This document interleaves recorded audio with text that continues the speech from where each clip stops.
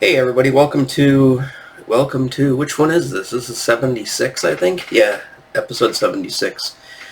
Um I still got the whatever this is, so forgive me. I probably cough a bunch of times, but speaking of that, where's my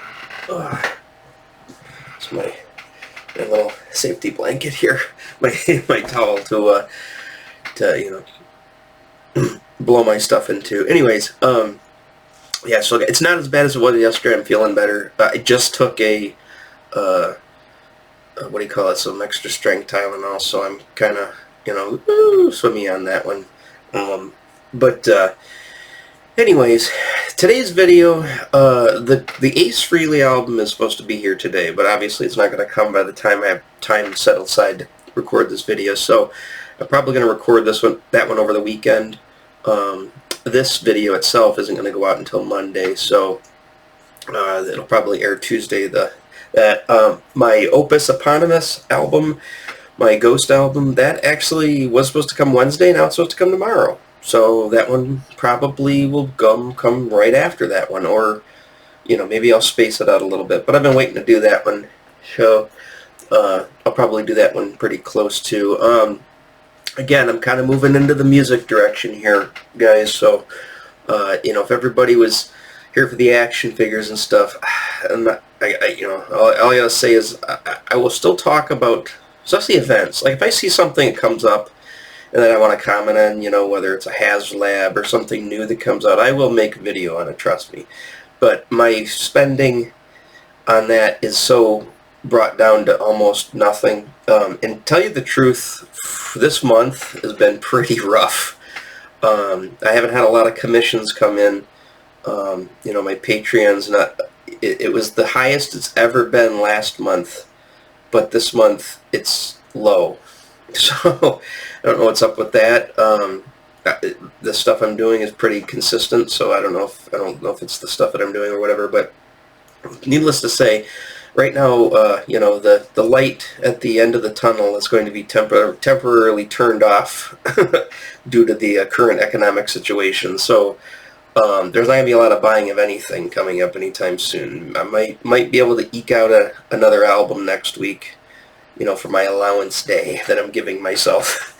But outside of that, things are going to come down. That microphone's going to have to stay on hold for a little while too. So things are going to be kind of rough until things pick back up, and I got faith that they will. That's the problem when you're working. You own your own business and you run freelance and you're doing stuff where you have clients and it's basically dictated on, what business you're taking in. And if anybody's been in that situation, when it rains, it pours, and there's a lot of business. And when there's a drought, it is a drought. It is. There's nothing.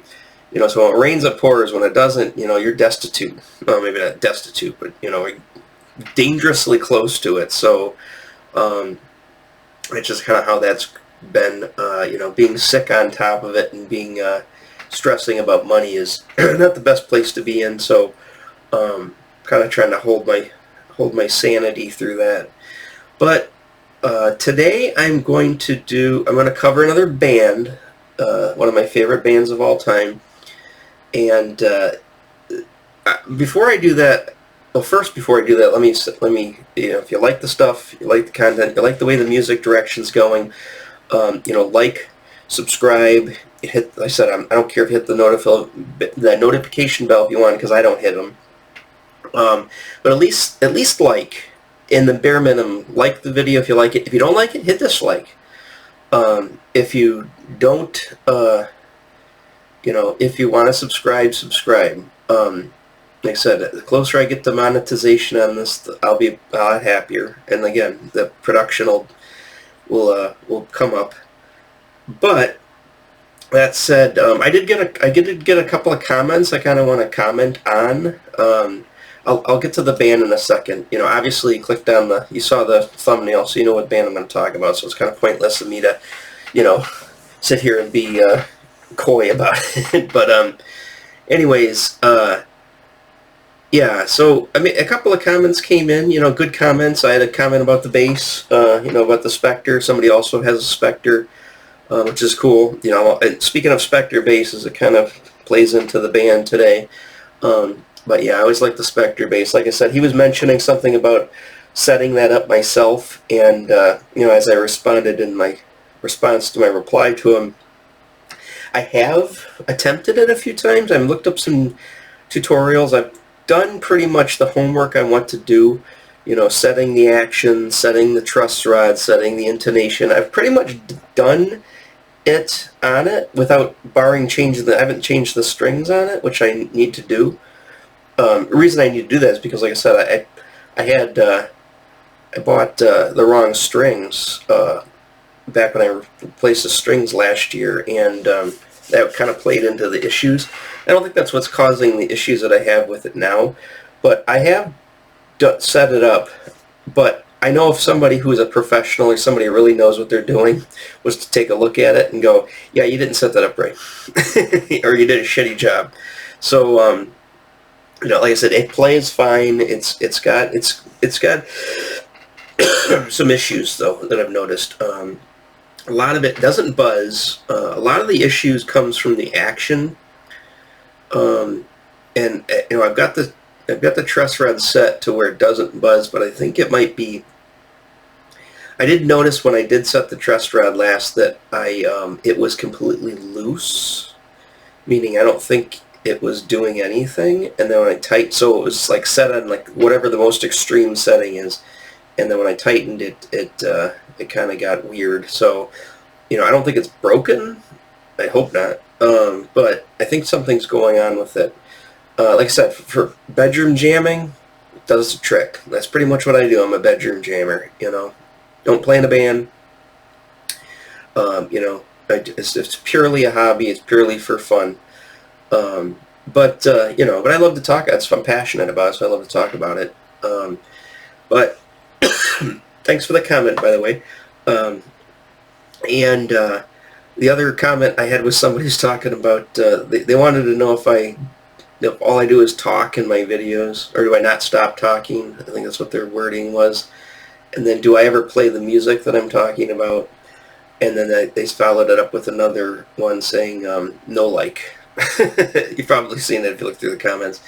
No, I don't stop talking. I think that's what my videos are about, is just me blabbing for an hour, so I don't stop.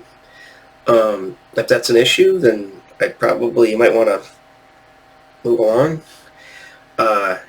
You know, for the people that are here that like to hear what I'm saying, or, you know, that's great. I'm glad.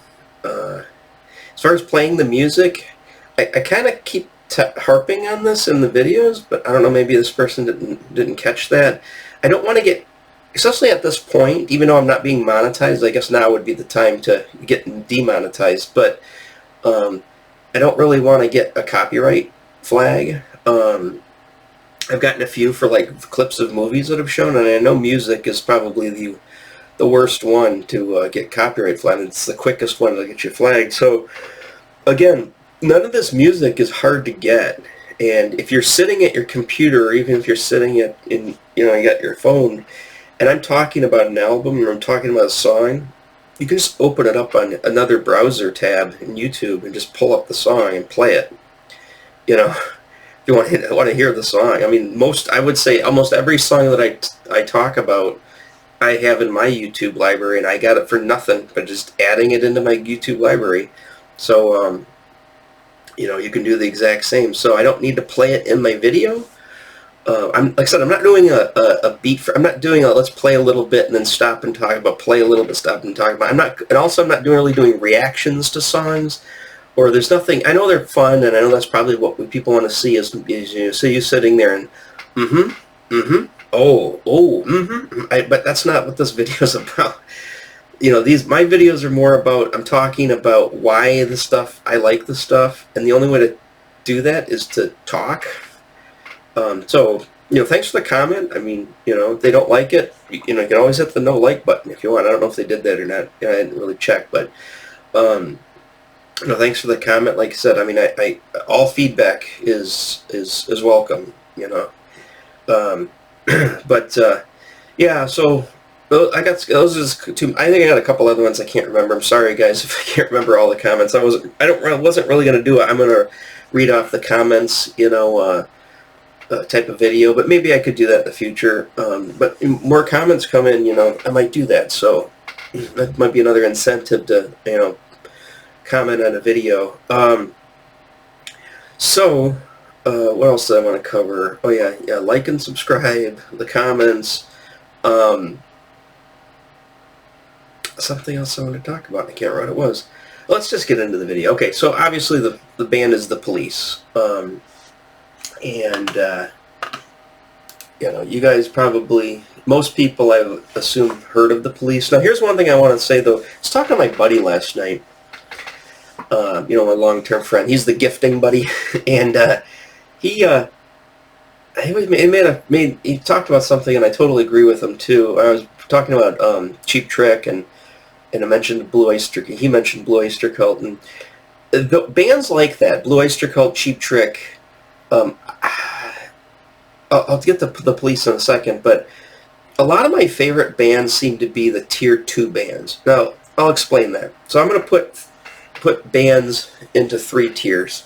Tier 1 is your top of the tier. The Beatles, the Rolling Stones, the Who, Led Zeppelin, Michael Jackson, who else is, Madonna. That's Tier 1 music, That's the top of the charts. Whether or not it's and they're usually, most of them have been around for a while, and of course, new music hits top of the charts and they become Tier 1. I would say the longer, if the band stays in the public eye or in public interest longer, I consider them more of a Tier 1. Pink Floyd is a Tier 1. Metallica is a Tier 1. And the only reason I put Metallica in Tier 1, I would normally put them in a Tier 2, but they've elevated themselves with, the Stranger Things, whatever, that's thing, and then, of course, the Napster thing, and, and Metallica's selling out stadiums, they're a Tier 1 band.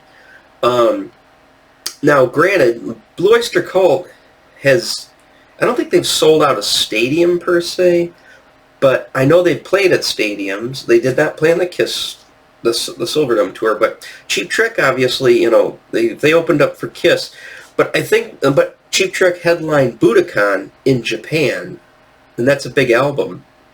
So, bands like Cheap Trick, bands like Blue Oyster Cult, they either opened up for somebody who was hot here in the States, or they were big in another country. Maybe they're big in Germany. Maybe they're big in the UK. Maybe they're big in Japan, right? A lot of people are big in Japan. A lot of people play Budokan. But I would consider that a tier 2 band. I mean, they've headlined here by themselves, and they've had opening bands. Like I saw Cheap Trick, they headlined at Pine Knob, and Foghat opened up for them. So, but Pine Knob and the Silverdome, or Pine Knob and a stadium, are completely 2 different things. So, yes, Blue Oyster Cult have played stadiums, It depends on the stadium, too. I mean, were we talking hockey arena? Because a hockey arena and a football stadium are 2 separate things. A hockey arena and a baseball stadium are even 2 different things. A hockey arena is like the Joe Louis, which is gone. Or even Cobo, they had the minor league hockey or the Ice Capades there. A lot of these hockey arenas, especially all throughout Canada, they're not, I wouldn't consider them a stadium. I mean, they're still a stadium, but they're more like an event center than a giant, like a football stadium, or even baseball's weird. Sometimes baseball stadiums are huge, sometimes they're not. Like Tiger Stadium, I think, was a lot bigger than the Comerica Park here in Detroit. But so anyways, and then of course 3rd tier bands are bands that they're like maybe slightly above a club circuit. So they're doing clubs, maybe some bigger clubs. Maybe they're opening up for a band that can't headline a stadium, but headlines a small place like a Pine Knob. I'm just trying to think of bands off the top of my head that I like that are a Tier 3 band. I have to look at my Halloween. It's the only one that came to mind all of a sudden. Halloween's a third tier band. Who else do I like? That's probably I'll have to go through my list of bands that I like and see who's a tier 3. But most of my bands, almost everyone that I like, I would say is right through the line a tier 2 band. The Police are a tier 2 band. Sting is a tier 1 act. I mean, Sting by himself, he's an A-lister.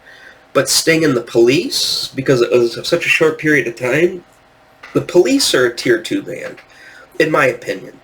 But Sting, sure, he's just as big as Madonna, Michael Jackson, or Phil Collins or something like that. But like Rush, I would say Rush for the most part have always been a tier 2 band up until like their time they started to retire, and people started to acknowledge Rush. I think once Rush made it to the Rock and Roll Hall of Fame, I think they got elevated to a tier 1. But I'd say the majority of their career, they've always been a high tier 2. People know who Rush fans... Iron Maiden. Iron Maiden's another good example. I would call that a high tier 2 band. Iron Maiden is not the Beatles, and Iron Maiden is not the Rolling Stones. But the people who like Iron Maiden like Iron Maiden.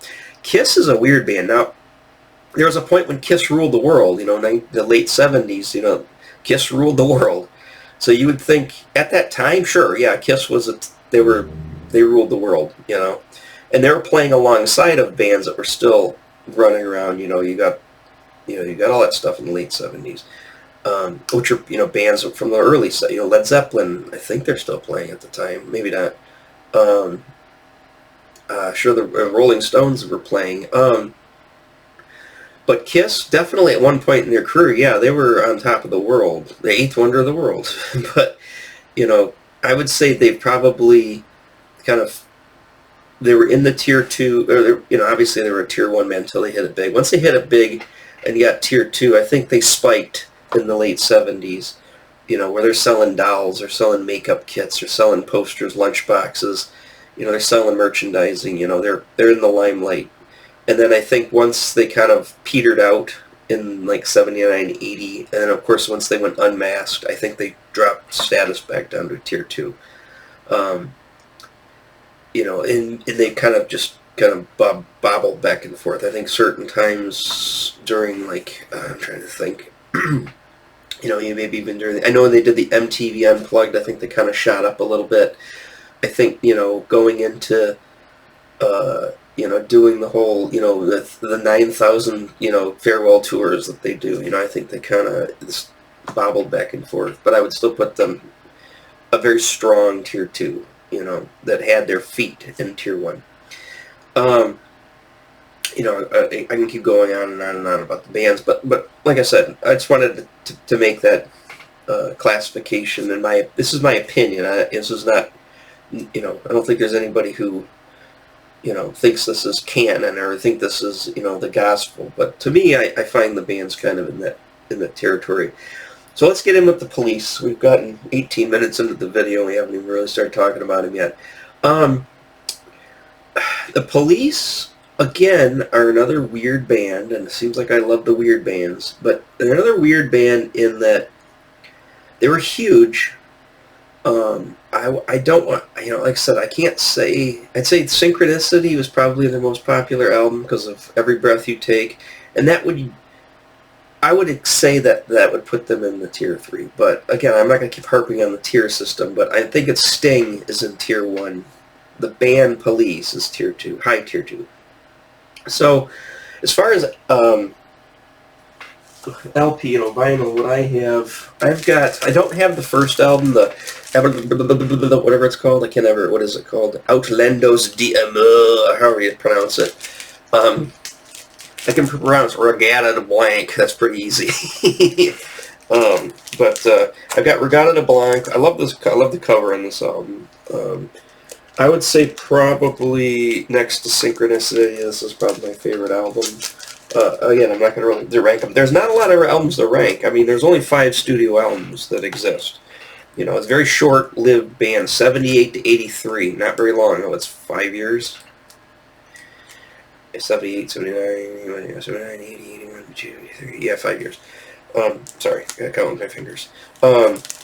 Zenyatta Mundata, as I like to call it, or Zenyatta Mundata. This is a good album. My copy is the album is fine. The album plays fine. There's no scratches on it. The disc itself is fine, but the cover is warped as all F. I mean, it seems like it's water damage that's on it. Now, the thing about Zenyatta Madonna, and this will get into my discovery of the band, is this. My sister had this on LP, and this sat for the longest time. I think I remember this. I mean, we had this, before we moved into the trailer, but I just remember this being at the trailer. Like, my mom had these. My mom and my sister both went Wicker crazy back in the '80s, and my mom had this Wicker shelf, I guess, whatever, like like the rounded top, and she had a bunch of. I think she had her Rod Stewart cassette box set that I think was down there, and a few other albums. Not a lot of albums that were down there, but this one was there, and I used to pull this out a lot and look at this, just because I love the Police. And even though I love Synchronicity, I still consider Synchronicity like synonymous with the Police. This cover really, when I think of the Police then as a kid, I really think of this cover, and I think it's just because this album just sat there so many times, and I pull it out and look at it all the time. And then there's Ghost in the Machine, not Ghost in the Shell, Ghost in the Machine. It's a good album. I like it. I like the. This is one of those things that you like Mandela effect. I swear this was an actual number at some time. It wasn't just characters, but it's not. It's always been characters, but I think in my head I just felt like it was like a Mandela thing. And of course, Synchronicity. It's funny now. I always assumed it went like this because that's always the way I've always looked at the album. But when I was putting it on the shelf, I'm like, oh, it doesn't say the name on the side, and then I noticed, oh yeah, it does. It says it here. On the spine. Well, if that's the case, then that's how it goes. I always thought it was like this. Like the T-shirt. I think people, like the T-shirt, you can buy. I think the T-shirt's like this. This is the concert T-shirt and the T-shirt board. And if you look it up online, it's like this, or sorry, like this. But really, if you're going to put it on the shelf the correct way, that's the way it goes, which is weird. Synchronicity is probably the album, like I said, probably my favorite album by them, and it also kind of solidified my love of the Police. I remember, like I said, I looked it up. I know it was at the Joe Louis Arena. I don't know what the date was, but going to this concert, in '83. And I couldn't tell you who opened up. Like I said, I didn't even look. I think I looked it up once just to see where it was at because I wasn't sure. Because I was young. But going to the concert, I think kind of, like I said, that kind of blew me away with them. And like I said, he wore that jacket he wears in the Synchronicity video, and he had that white Spectre. One of the reasons I bought a Spectre, not that mine's white, but I mean, I just like that Spectre bass because and I think at that time I knew a bass was a bass. I'm pretty sure. I can't remember exactly. Maybe even not yet. Maybe I didn't think it was a bass yet. I didn't know the difference in a bass and a guitar. But yeah, I mean that was like, and then of course the MTV video. You got you not only do you have. I mean, I'll go to the YouTube page in a minute, but not only do you have the Synchronicity video. You've got, a Wrapped Around Your Finger. You've got, what else is on there? Well, obviously, Every Breath You Take. But yeah, all of that, the glasses he wore, those like round mirrored glasses. I had a pair of those that year that I had to have. I wanted my hair to look like Sting.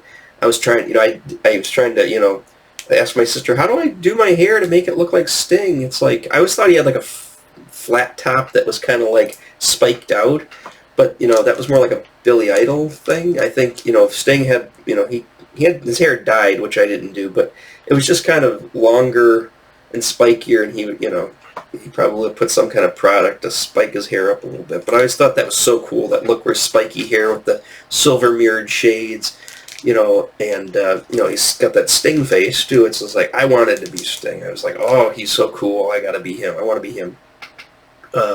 So that was, it was also like an idolization too, not necessarily just the music.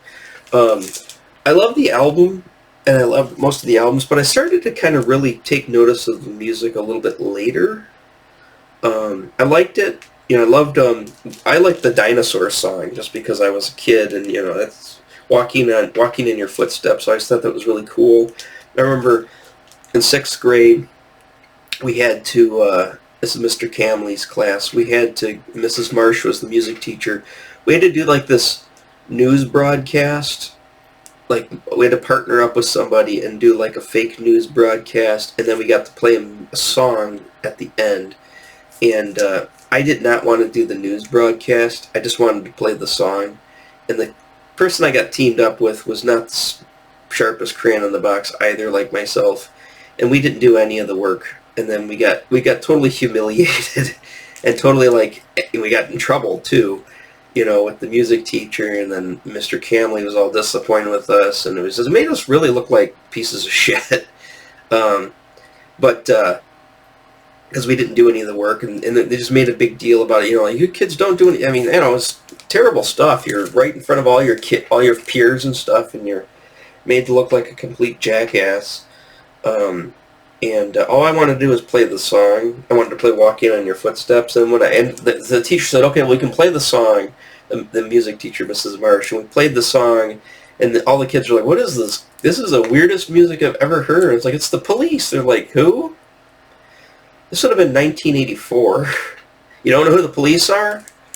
And of course all the burnouts thought, that's faggy music. That's the Police. It's like, if it wasn't Van Halen, or it wasn't, somebody cool, or everybody thought it was really like lame. And I was one of the only people like the Police in school. Not everybody thought they were just kind of all the burnouts called it the faggy band. I remember Tony Moore sitting on the bus one day, and he's like, "I don't know about you and that Police. I can't get into this da-do-do-do-da-da-da-da." He says, "It's pretty weird music." And I remember the cool kids, John Serafinski, the one burnout that I totally looked up to. He was, he played Aerosmith's Dream On, because he was one of those 40-year-old, 12-year-olds, you know what I mean? The ones that look like they're 40 when they're 12, and have the mentality of like a old washed up, high on, those guys.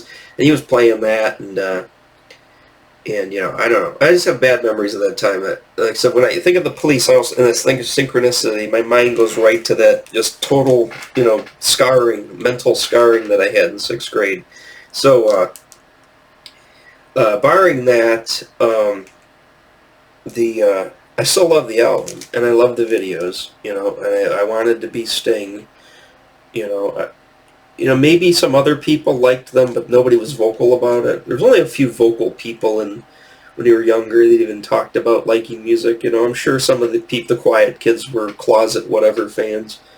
But, I was a character. We had my especially 6th grade, Mr. Camley, before he died, I was talking to him on Facebook, and he said, "Yeah, you guys," I goes, "there's a reason why I remember you and your buddies. And how many years has it passed, and how many classes? I've been teaching since the 60s. And, and here it is like 2018, 2019, it's pre-pandemic, that I'm talking to him on, and he's in his 70s. He's pretty much the same as my dad would have been. And he's talking to me, and he says, "Yeah, I remember you guys." He was talking about all the crazy things that I did and stuff. And, he remembered me, and he remembered my other friend, too, that was a year older than me, my Return of the Jedi buddy. He remembered him. He's like, "There's a reason why I remember you guys out of all the classes that I've taught." He says, "You guys were characters." You guys were characters. And we had a lot of weird characters that we had in that class. And, I was one of them, and obviously, it wasn't always a good, because sometimes being a character doesn't mean that you were the coolest kid in the class. It also didn't mean you were, the smartest kid in class. There's 2 kids in that class. Joel, what was his name? not Joel. He's got the name of a rock star. What's his name? Joe Walsh. And Joe Walsh was in my class. No, that was his name, really. It was Joe Walsh. He wasn't the rock star, obviously. But Joe Walsh and Corinne Henderson. Corinne Henderson, I think, now is like the president of AOL. I didn't even know AOL's still around. She's like the president of marketing for AOL. And Joe Walsh, I think, is, next to being the, Superman. I don't think Joe Walsh is probably, taken over his own planet by now. These two kids, they were like the smartest kids in the richest kids in the class and the smartest kid. Funny that, how the richest kids in the class are also the smartest. I remember, the graduation, Joe Walsh didn't even go to our high school. He went to Cranbrook, which was like crazy private school for rich kids. And for some reason, he's gone the entire high school time to Cranbrook over there in Bloomfield Hills, and then suddenly comes back to graduate with us. How does that work? And he comes back and he's like, oh yeah, like the Air Force is there. There's an Air Force colonel there who wants to recruit him as a pilot. And it's just like, he's won all these awards and he's like, the smartest kid in the world. Great looking kid too. And of course, perfect. He was on the football team. He was on our football team. He was also homecoming queen for a while. Now, granted, he was a really nice guy. He was definitely not a douchebag. I mean, I got along with him great. He was a very nice guy. But the teachers and the schools had such a hard-on for this kid. It was just, it was annoying. And then Corinne on the other side. Corinne was one of those, like, tall girls who wasn't necessarily attractive, but she wasn't unattractive. She looked like, if you looked at her up on Facebook, I think last time I saw a picture of her, she looks like the lion from, she looks like the lion from she like a cross, but I don't know if she's had work done to her face or what, but she looks weird. She looks like an alien. She kind of looked like an alien in 6th grade, too. I had her in 5th grade as well. But, her parents are, Rockefellers, and her, she was straight A student, destined to, go to, Harvard and, graduate, valedictorian from Harvard. I mean, that's the so come on, those are the two people. Mr. Camley, here's the thing. Mr. Camley, my 6th grade teacher, he's like, who? You don't remember them? He's like, no. He says, I do not remember those two kids. I said, you gotta remember Joe Walsh and Corinne Henderson. He's like, no. He goes, I remember you and Tony Moore and Dave Groves. He was the guy who got me into Metallica. He's like, I remember you guys. You guys were like the Three Stooges. He goes, he's been teaching since like 66. And he retired in like, 2012, 2013. So, he's been around longer than Rush. He's been around longer than Led Zeppelin. But he remembers, he remembered us. But he didn't remember, the two super beings, the Kwisatz Haderach. Speaking of which, right about this time, that same grade, in 84, this is a good time to switch over. I'm starting to kind of lose it as far as the coughing. I'm not getting emotional, by the way. I'm just my coughing. I haven't gone on a rant yet, and I haven't gotten, sad, but my coughing's starting to take over a little bit. Yeah, here's the page, but I just wanted to point out, I just did a Google search real quick. The other reason I thought Sting was so cool, obviously he played Fade in the Dune movie, and it was right about the time Synchronicity video. You couldn't get any cooler than Sting. At least I thought. Obviously, if you went to my schools, a lot of kids didn't like the Police, which is weird. I thought he was cool. Maybe it's because of this scene. Maybe a lot of the burnouts, were it is kind of homoerotic, and it was a very homoerotic scene in the movie with the Baron. But I mean, that was the whole character. But I think that might have played into why a lot of the burnouts thought the band was for the other team, and I could see that. But the chicks digged him. At least I thought they did. I was like, oh, the chicks like this guy. What a great shape he's in. He's thin, and he's British, so he's got that going on. Well, look at that shape that guy's in. That guy's like, rock star, Some people, Joe Walsh and this guy should fight. That's all I got to say. Sting and Joe Walsh. You have Sting and Joe Walsh fighting in the squared circle. I think that would be a fight. I would go. That would be the great WrestleMania Highlanders. Joe Walsh and Sting. Those two super beings could they'd shake the pillars of heaven if those two started fighting. But let's go to the music. Let's go. Stop waxing nostalgic all the way. You know, one of my shticks is to wax.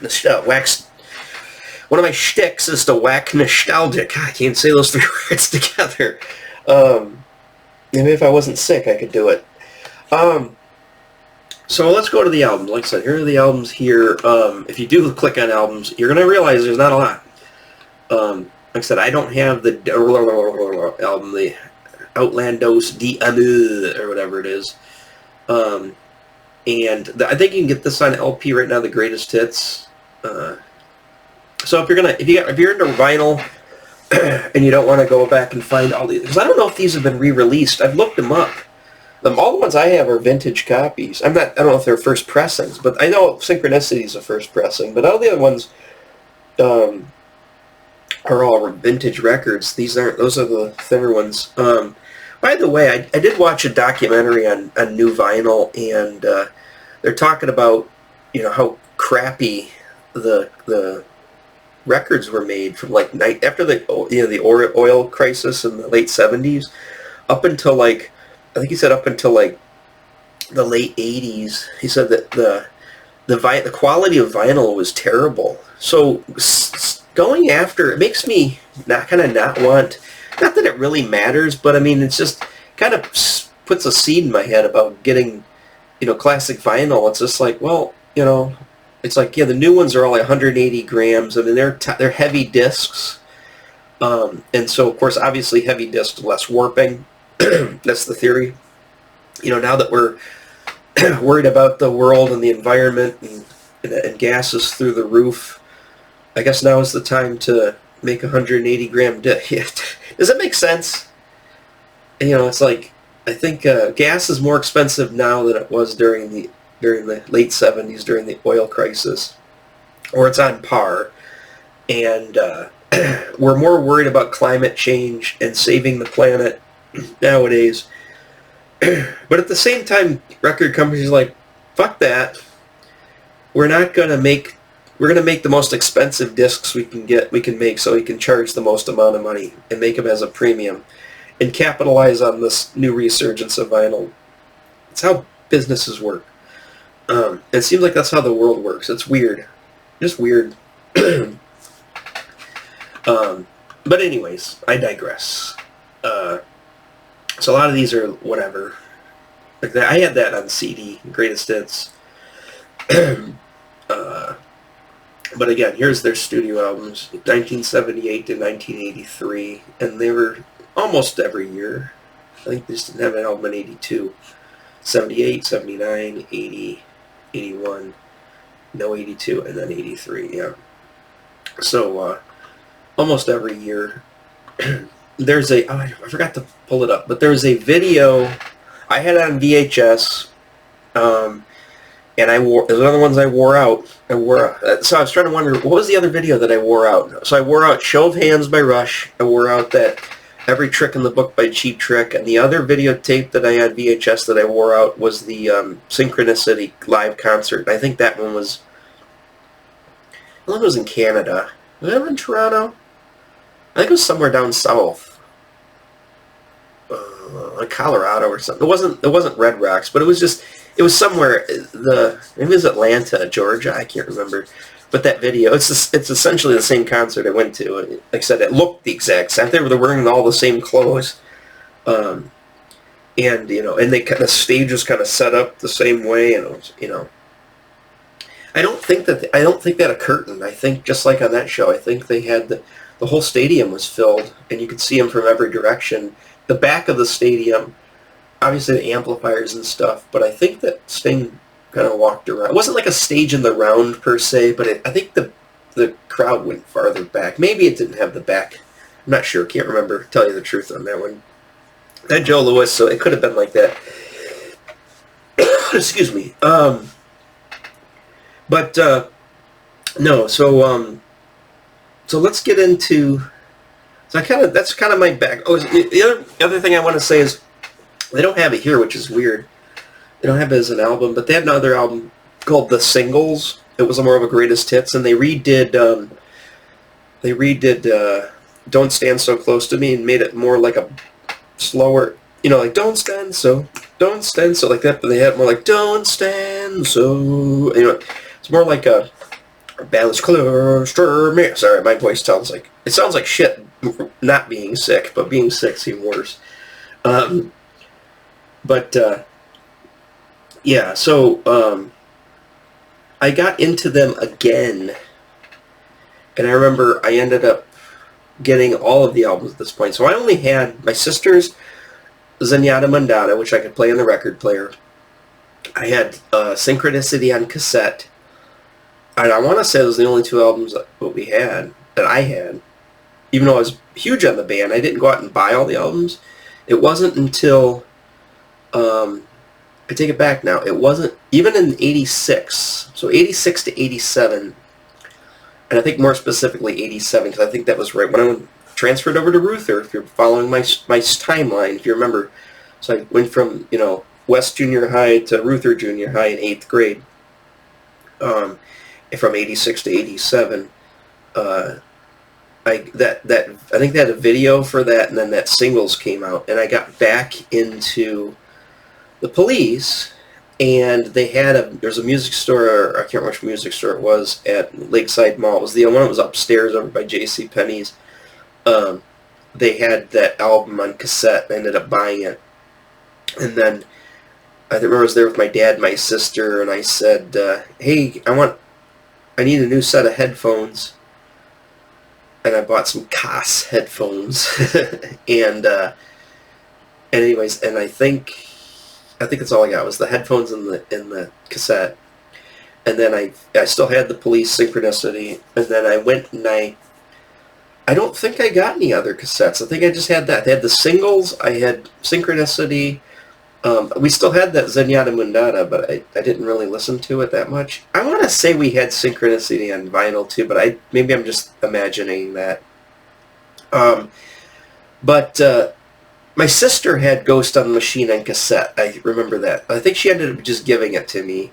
So I think I had Ghost on the Machine on cassette, and then I was back into that band. That's kind of carried me into high school. And it wasn't until CDs. No, take it back. It wasn't until Tora Tora Tuesday, which was a year later, 1988, which is high school. Then I ended up going back and I found this on vinyl, and and then I think I found this on vinyl, and then I found. No, actually, I don't think I found another copy. I think I just finally commandeered my sister's. And finally, at this point, I'm like, can I just take the album, add it to my collection? She's like, sure. So I finally put that into my album collection, and then I got Royale Blanc, and I do not believe I got. It's just like now. I don't think I had the Outlandish. I think I. Sorry, I had. I got those all on record, so I had to rebuy all these records. And I bought all these used. I think the most I paid. I paid like $4. This one was like $3, and there's a reason. Even though the disc's fine, the jacket's all kind of warped. I think this was like $5, and I think this is the most I paid for this one at Electric Kitchen. I think it was like $10, $9.99. Could have been $15, but I think it was $10. And so I bought them all back. So I have them again. I'm not going to do that again. I mean, I might replace Zenyatta Mondatta. It's funny, we went to that record store that was out over there in Saginaw, and they had all of the albums, including the Outlandish DMR, and I should have bought it, but they wanted like a lot for them, and which is they normally don't charge a lot for them. They wanted a lot for them. They had all of the albums. Somebody must have dumped their Police collection, but I was like, oh, they have Zenyatta Mondatta and a really nice jacket to it. The disc looked like shit. And I was like, oh, that's okay. I'll just swap them. I'll take the nice jacket and I'll take my nice disc. They were like $25 for it. I'm like, what? Why? It's like, it was a shitty disc. It was all scratched up. I'm like, this makes no sense. I guess because they just want the cover. So I didn't buy it. I didn't get any of those. But at some point, I'll probably replace them. if I can find a reasonable copy. Like Synchronicity's fine. All of them are fine. I think the only one it needs to be improved, outside of getting the first album, is Zenyatta Mondatta needs a new jacket. Yeah, so I got back into them again, and then I remember when CDs came out, I ended up buying all of them on CD, except for the first album. Some reason I just didn't like the first. That's the album with Roxanne on it. Not that I disliked Roxanne, but it was not, even though it was a super popular song, it wasn't my favorite. And it was on the singles, so I could still hear Roxanne, but I don't know. I think So Lonely. Let's see. Let's go in here and see what the albums are. The albums of the songs are. Next, you want to get next? So Lonely. So Lonely. Roxanne. Oh, speaking of So Lonely, I watched on YouTube. There was a concert, and this was like when this album came out. So it's 78. I think it was 79 was the concert.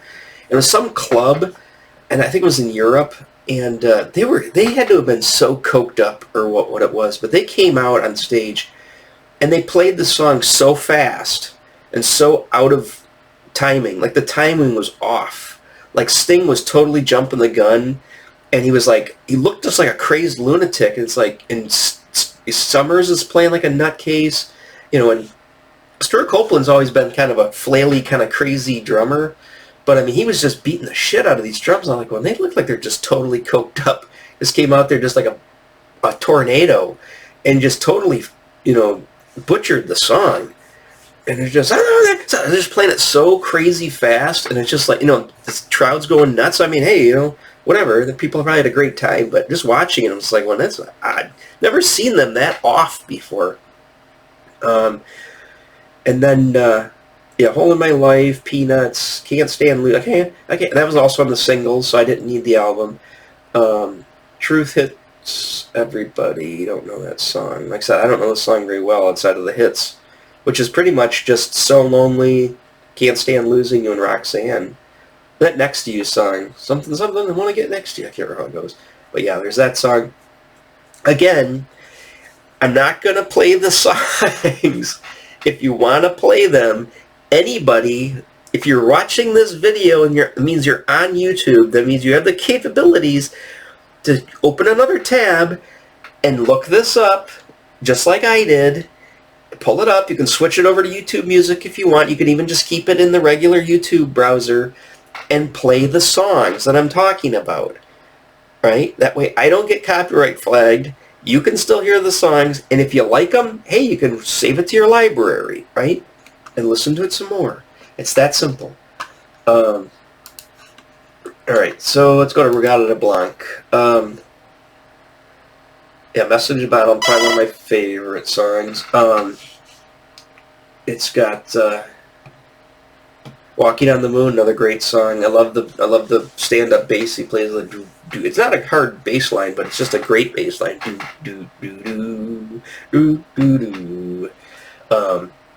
Great to play on a fretless bass. That's a nice one. Message in a Bottle's a fun, fast bass line. What else is there? Does Everyone Stare?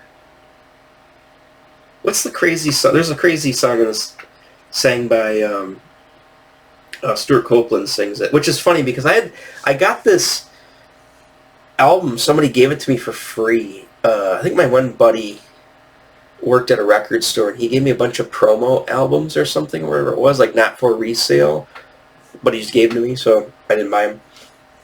And one of them was called The Collected Works of Clark Kent, and I was like, what is this?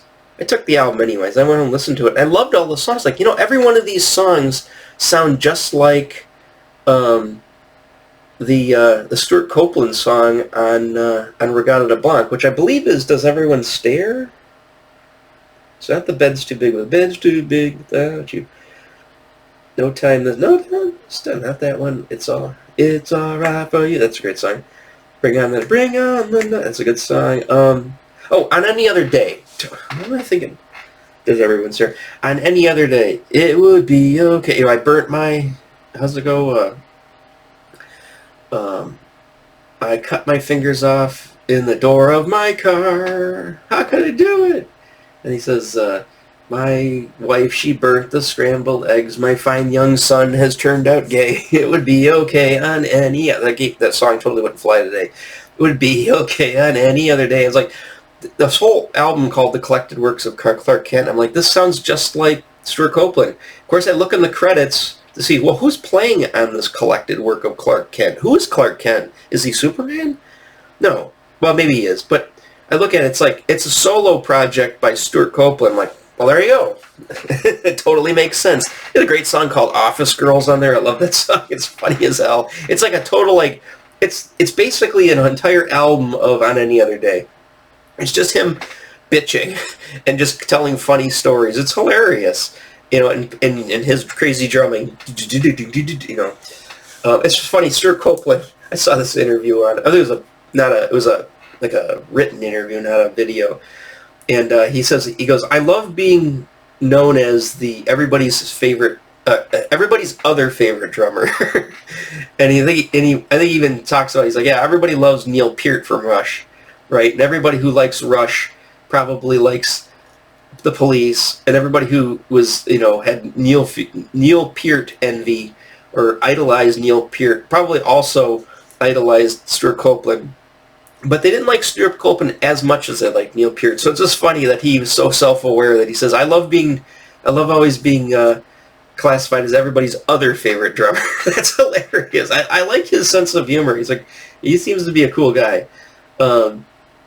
I've worked with like 3 guys that look just like him too. It's like a tall, lanky, really good shape, like long-armed, big hand kind of guy that always wear like a triple extra small T-shirt and just be like, I mean, that kind of guy.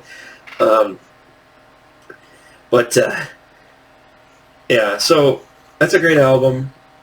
Let me move on to Zenyatta Mundata. It's like saying it like that, sorry. Don't Stand So Close to Me. Obviously, that's the original one. Don't Stand So. Driven to Tears, good song. When the world is you running down, you make the best of what's doing. That's a good one. Canary in the Coal Mine. Voices Inside My Head. Bombs Away. Here's the sorry, Tony Moore. Do da da da. So take of that what you want. Behind My Camel. Remember that song. Man in a Suitcase. Shadows in the Rain, and The Other Way of Stopping. So it's a great album. I would probably say my favorite song in here is probably, I don't know. I guess it's Don't Stand So Close to Me. Maybe it's do da da da da. Actually, I think it's When the World is Running Down. Make the Best of It. That's a good song. Driven to Tears is a great song. Yeah, so there's a couple of, I don't know, it's the B-side. I think the B-side would probably be start at do da da da da da da. Maybe the B. Does there 11? The B. I don't know how long these starting songs are. I guess I could look at the album, but I'm not gonna look at it right now. Whatever. But so that album's from 1980, and then we get into Ghost in the Machine, or Ghost in the Shell, if you're an anime fan. There we go. Spirit of the Material World. Okay, I got to start with Spirits of the Material World. And this would have been 1984. Yeah. It might even have been 85. I think it was 85, actually. So, no. 83? No, it was 84. So my sister graduated high school in 1983. And she ended up going to University of Michigan, Wolverines, if you're not from Michigan.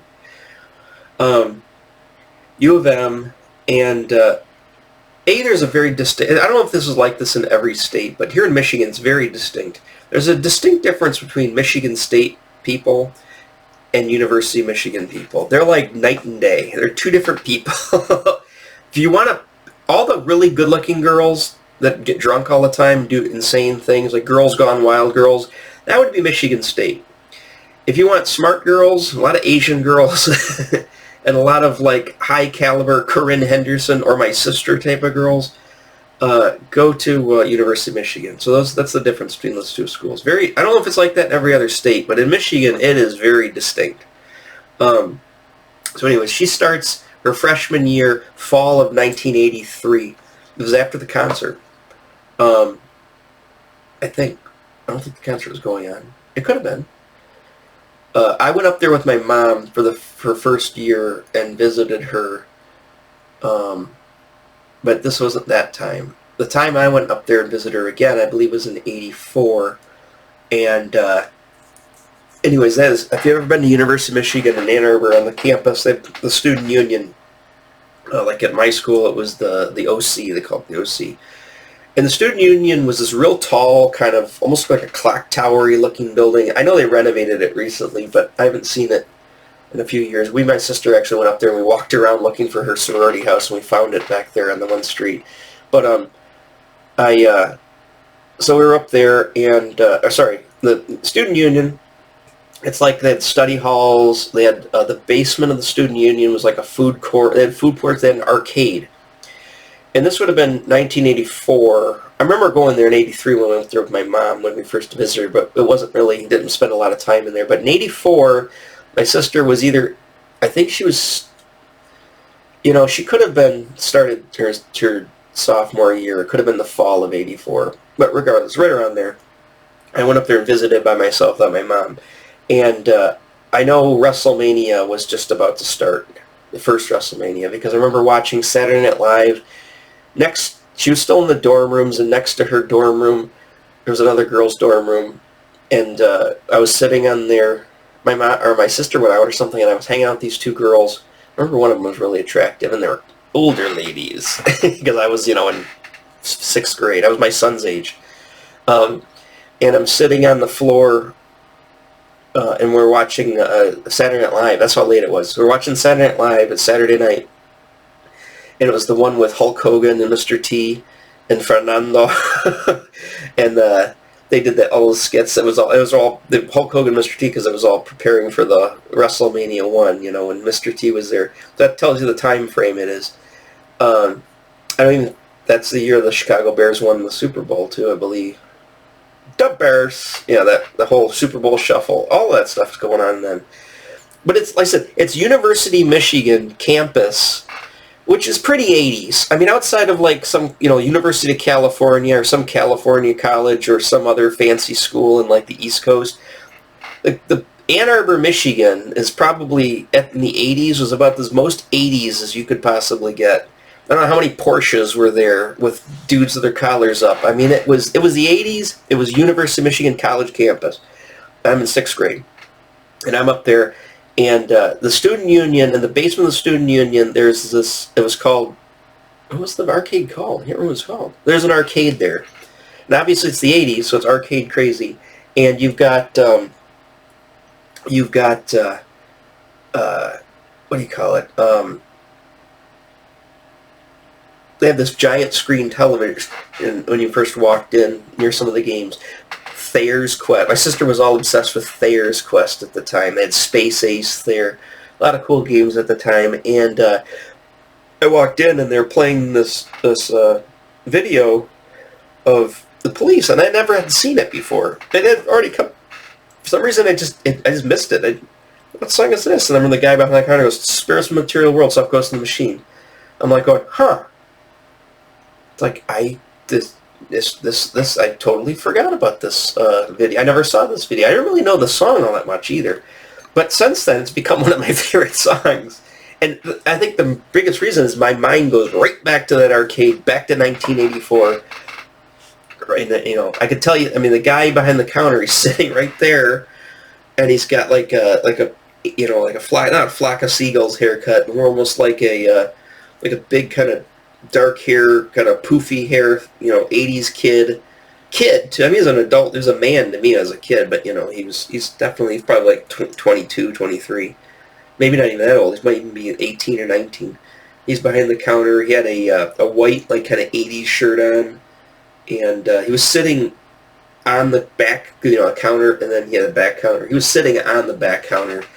If it was nowadays, he would have been on his cell phone, but there was no cell phones back there, so he was I don't know what he was doing. But anyways, I think he was reading a magazine, probably Hit Parader or something cool and hip. But anyways, and I was just sitting there, because I had like little stools, and I was just sitting there watching MTV videos, you know. And then I went back and started playing some arcade games. My sister kind of dumped me out. I think my sister had to work there. She had worked at a pizza place there. And I think she just kind of said, hey, go hang out at the arcade until I take a break from work. So I just sat there and sat in the arcade and watched music videos and played until I ran out of quarters and just played games on a college campus. You know, I wasn't 12 yet. I was still 11. So yeah, this is kind of, like I said, my mind goes right back to that time period. This band, to the Police, out of any other band, really, I've got kind of affinity with my sister, in, like I said, in the 80s because of this band too. So there's that kind of thing going on. But I'm going over here. We're already hitting an hour, so let's just blow through and go to Synchronicity. Obviously, Synchronicity 1, Synchronicity 2.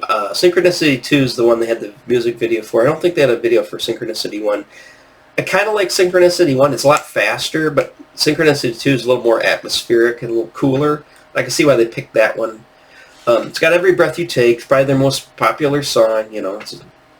I'm not a huge... I mean, it's okay. I don't hate it. I love King of Pain. King of Pain's a great song. Wrapped Around Your Finger is a great song. Tea in the Sahara is a good song. Murder by Numbers is a good song. You know, Miss Grenecto, or Grenecto, I can't even say it. Are You Okay? Are You Okay, Miss Grenecto? That's a great song. The Mother, I think it's Scott Summers. Scott Summers, yeah, Cyclops. No, it's what's his name? Andy Summers. He's playing. He's singing the Mother song. I can hear my mother calling.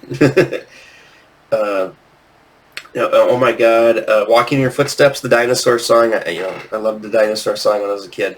Synchronicity 1. I said still it's my favorite Police album.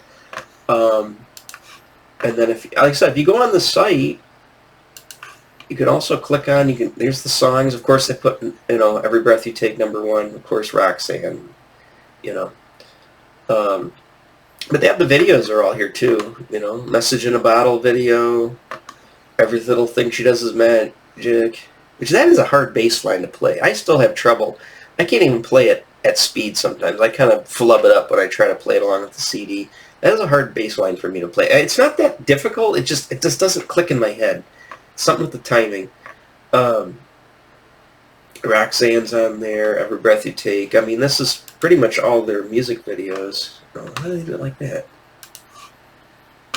Really? They don't set it up with bigger, so you can't see them better. What are the ones they got on there? Walking on the Moon. Rapture. I really like this one in King of Pain with all the candles. It does seem very Torch Song Trilogy. Oh no, don't play it! Don't play it! Sorry. It does seem very Torch Song Trilogy. But yeah. So there's the videos there. Like I said, just go check them out. Throw the whole thing in your library. Throw them in your favorites.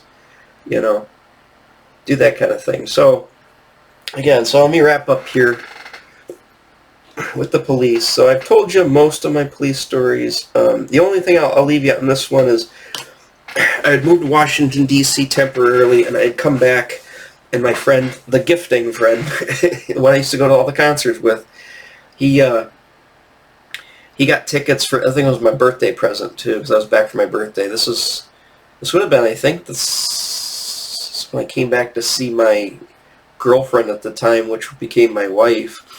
I think it was that year. I was turning 35, and he says, "Hey, I got Police tickets for Pine Knob. Sting's back with them for like a limited time." And I was like, "Oh, really?" He's like, "Yeah." So we went and we saw the Police there at Pine Knob. So that would have been 2008, I think, summer of 2008. Like I said, he went back with the Police for just like a short tour. I don't know, it may have been a long tour, but he only did it for just like a temporary thing. And they played all the hits. They basically, outside of Stuart Copeland having white hair, they kind of looked just like they did in the 80s. Obviously a little older. Sting was a little more cooler. Well, I don't think he was older. He wasn't as cool as he was back when he had that jacket and the glasses and the hair, but yeah, it was pretty crazy. Elvis Costello opened up for him. Not a huge Elvis Costello fan at all. It was a very distinct crowd, too. I don't know if you'd catch my drift like that. I'm not going to elaborate, but the very distinct crowd, and a lot of people who like Elvis Costello and like the Police. It was a very East Coast, University Michigan-esque. I don't know if you know where I'm going with this, but it was this distinct crowd that was there. I'll just leave it at that. And I made note of that, and so did my friend. We both kind of look at him, and it's like, yep. So, yeah, so that's the last time I saw him, and that's probably the last time anybody saw him together for that tour. And like I said, they're still one of my favorite bands. I don't listen to them as much anymore. I said I got all the albums. I've listened to those, when I got them. And yeah, periodically, I might go and listen to them. But I don't really find myself going back to my Police albums that much. I love the band. Easily, in the top 5 favorite bands of all time. I guess I'm just getting overshadowed by other bands right now. So they've kind of fallen by the wayside a little bit. So I'm going to leave you there. I'm going to go check and see if that album came. It should be coming any. It said 4:30. It's 4:28. So it should be coming any time now. So tomorrow I'll do the Ace Frehley solo album, and then tomorrow supposedly the Ghost album's coming. So then I'll probably just do that one after that. So I'll get 2 back-to-back album videos. Like I said, it's going to go music heavy for quite a while now, so buckle up for that. And if that's not your thing, I'm not going to be offended. Check back. Just stay subscribed. You'll eventually see something. If you're really into the other stuff that I talk about, eventually it'll pop up, because I'm going to come back around. Remember, it's how my ADD works. Even though I go from one thing to the other, I always come back around almost every time. I never stop liking something, permanently. So anyways, so that's my video, and I will catch you guys on the next one. So take care, and well, hopefully you've had a good weekend, because this is Monday. So if not, have a good weekend on Monday. Sorry, whatever. Hopefully I have a good weekend. Hopefully I'm feeling better. All right, talk to you then. Bye bye.